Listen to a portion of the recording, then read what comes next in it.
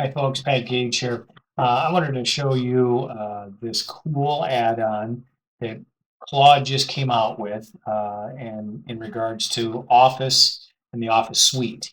Um, what I'm going to share with you today is Claude in Word.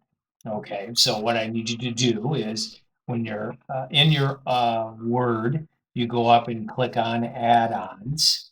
Okay, and it should open a dialog box and you can search on it and then you select Claude and it'll ask you to log into your Claude. As you can see here, here's some other popular add-ons as well, GTP. And again, I'm showing this on Claude. You don't have to use Claude. You can use GTP or any one of these other ones that you want to use. But just know that now these LLMs are all integrating into our daily lives. Okay, so I've selected Claude. So what I do is what happens is that opens up this right-hand side dialog box. Now also with Claude, there's several different things you can do. As you can see right in the middle here, you can, if you have skills set up on Claude, you can do that as well, okay? But I'm not going to show that in this video. I will show that in my next video. So you can do that. So we're just going to use Claude like you normally would and give it a prompt and then have it go in and do what we're looking to do. Now, what we're doing here is we're looking to redline or review this purchase and sales agreement, okay? That's what we're doing. Now, let me time out here. A legal disclaimer. I'm not a lawyer. I'm not an attorney. I'm not a paid professional. This is not, substitute to you for you taking this to an attorney and reviewing. This is if you get let's say a buyer's PA, or let's say you want to give us a PA to a property, you can run this through here and see what it looks like. And again, we've crafted a prompt that's able to do that, and I'll share that with you right now. But anyway, let me start here. So what you can do is there's a lot of different things, and this is again a lot of different things you can do. You can open up a new chat if you want to, or keep the existing one. This is a brand new one, so we're okay. The chat history here as well. We're going to use, you can select which Claude it is, Opus 4.7. If you like Sonic, you can do that. I'm just going to leave it at 4.7, so that makes a lot of sense. And then what we're going to do is we're going to go get our prompt, and we're going to actually get the prompt, which I have saved over here on another screen. So give me 30 seconds here to copy it. And what I'm really doing is I've made a prompt. I'll share it with you here real quick. Again, we go back to the prompting or prompt engineering style, okay? You've got to give it a prompt of, in this prompt here, you are a real estate attorney representing the seller of a mobile home community, okay? You just receive this purchase and sales agreement from the buyer, and you're going to redline it and look and see that it makes sure that it's favorable to the purchaser, okay? And again, this prompt you can change and tweak. Again, I would advise all times go and take this to your attorney. Do not, you can do this and then give it to him, see what he thinks, because sometimes, these large language models do hallucinate. So you never want to, trust it and then send it off and then you're financially held to this. Okay, so what I'm going to do is I've got my contract pulled up. I'm going to I put my prompt in, and now what I'm going to do is I'm going to hit enter. And what it's going to do is going to start thinking just like it would in Claude. Okay, and again, I have a Claude account. You can do this without Claude, but it will cap you at some point there as far as the number of things you can do. As you can see, it's reading through it. Okay, now it does ask you questions in here, and that's really what I want to illustrate here.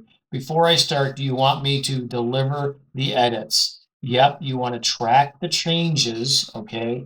Because again, we want to track these changes in here to make sure that we're not overwriting anything. So you track changes. A couple of business terms I need confirmed before drafting. Use my judgment on standard. I'll provide the specifics. I would say just use his judgment for right now. Again, we're just getting that first cursory look of this document just to see.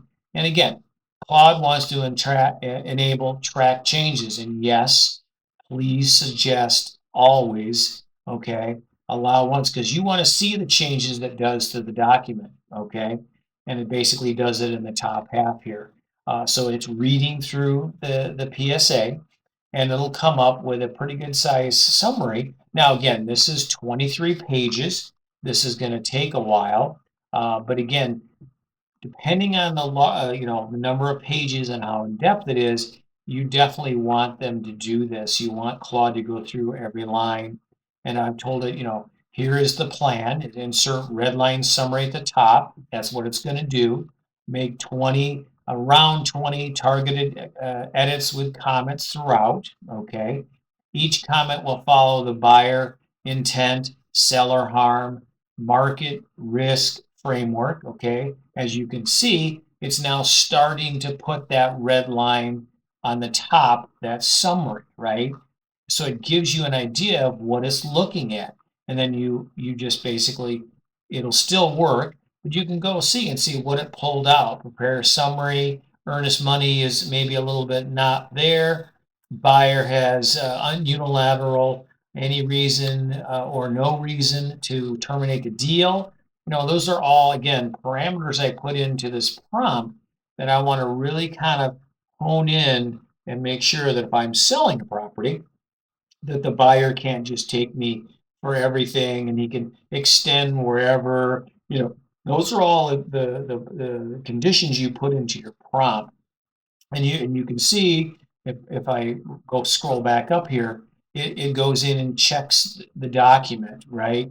Here's your turning on changes. Here's the red line. Let's start with a summary block at the top. They just did that. Summary inserted. Now they're going through and reading each line of this. For all four landed. Now section 6, title, 6 objections. So what it's doing is going through and reading this document a lot quicker than you could do. And again, this is not a substitute for, giving this to an attorney.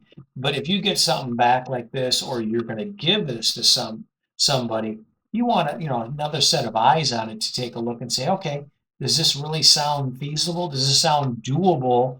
Or is this purchase agreement from somebody that is, has no intention on purchasing this property, right? And if they got, 180 days of due diligence, then they got another 60 days for financing contingencies, move on down the road. But you want to catch those so then you can open up the dialogue to the seller or the buyer and say, hey, what were you thinking when you put this in here? Sometimes, and I've seen this, I see sometimes that they just sent over a template that they used on a deal 2 or 3 years ago.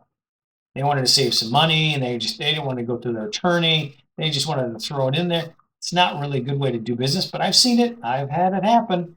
Both buyer or seller, but always go through this and make sure. As you can see, it's still thinking. It'll think for quite some time because it has 23 pages. I ran this earlier, so I know how long it'll take. But again, it gets you ideas in here as well. So it'll list out the changes. Here's some minor cleanup that they want you to do.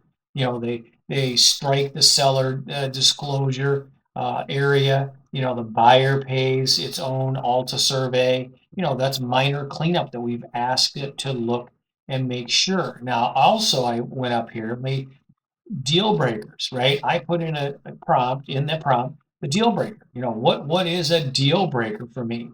The earnest money is $5,000 on a $400,000 deal, 1.2%.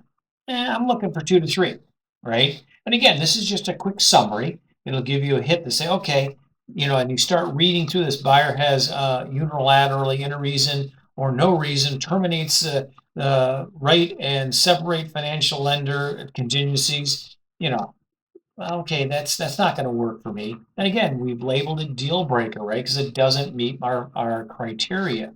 Now, we also take a look at important, worth pushing on, right? We've targeted that area. So it's gone through it, the inspection period, okay? And also the closing, the 15 days from due diligence separation. So it'll pull out those areas where, it's worth pushing on this. Maybe you should, tighten it up a little bit. And again, use these as frameworks or as some way you can get the negotiation starting, and also like any AI, like my courses on apartment deal analyzer and mobile home park analyzer. That's a starting point, right? This is a starting point for you to take a look at a purchase and sales agreement, or you can run an LOI through this and get an idea of what the seller or buyer is looking at. Okay.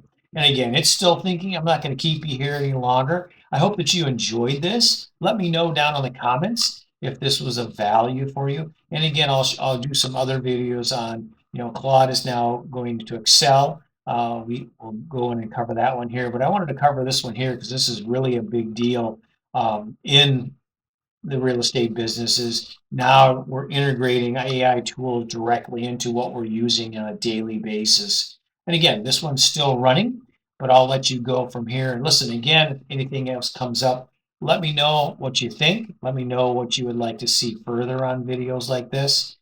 We'd love to talk to you about this. Love to see what you're doing. Let us know in the comments, and we'll talk to you on the next video. All right. Have a great night. And also make sure you subscribe, as well as visit our website at opportunitycreator.com. Take a look at information there as well. All right. Have a great day. We'll talk to you soon.